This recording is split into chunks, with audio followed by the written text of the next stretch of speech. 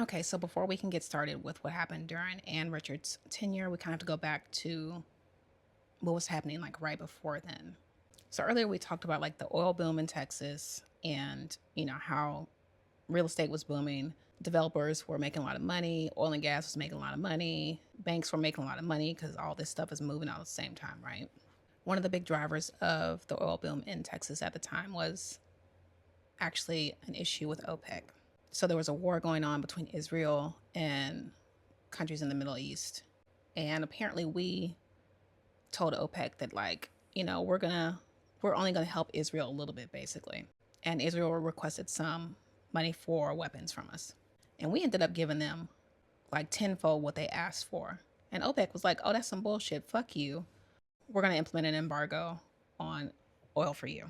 So they did that, and then Texas started drilling for oil. There were bank loans out to buy drilling equipment, hire people. People were coming to Texas, which created that boom in Texas during like the early 70s, mid 70s, late 70s, early 80s. So Texas started making good money off of that. And then oil peaked at like $31 a barrel in like 81. And if you look back, there's news articles that tell about how the people in Houston Memorial area were pissed off because all the wealthy oil and gas guys were using helicopters and flying over neighborhoods instead of driving in cars to beat the traffic. They were taking helicopters back and forth from their homes to wherever it is they needed to go. That's how much money was floating around in oil and gas in Texas and in Houston specifically.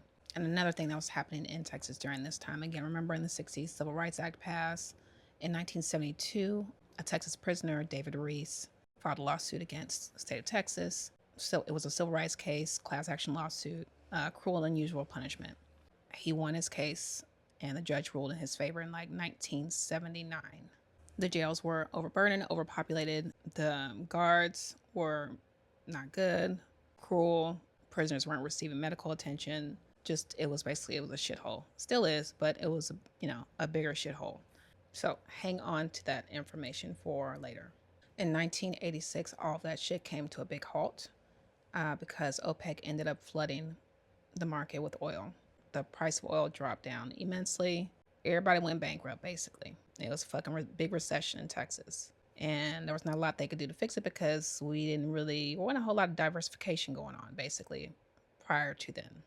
So, 86, Texas is trying to claw its way out of the recession and survive.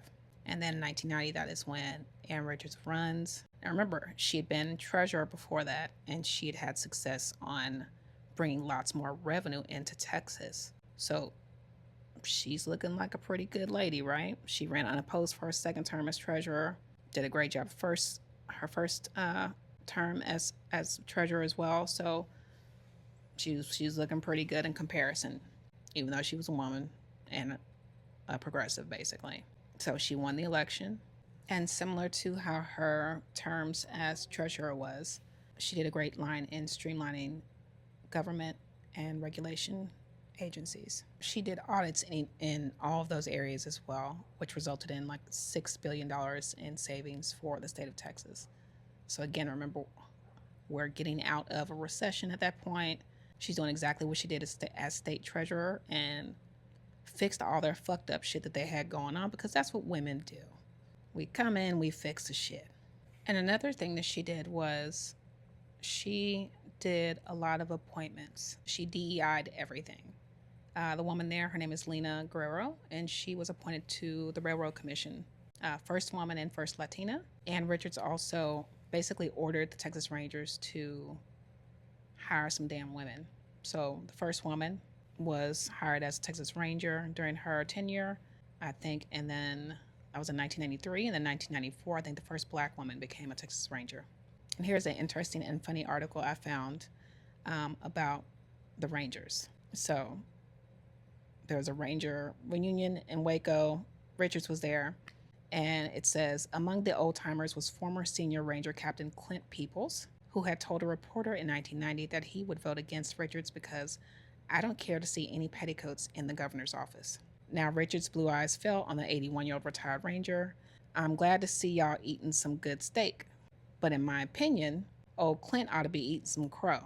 So basically, uh, whether you voted for me or not, bitch, I'm here.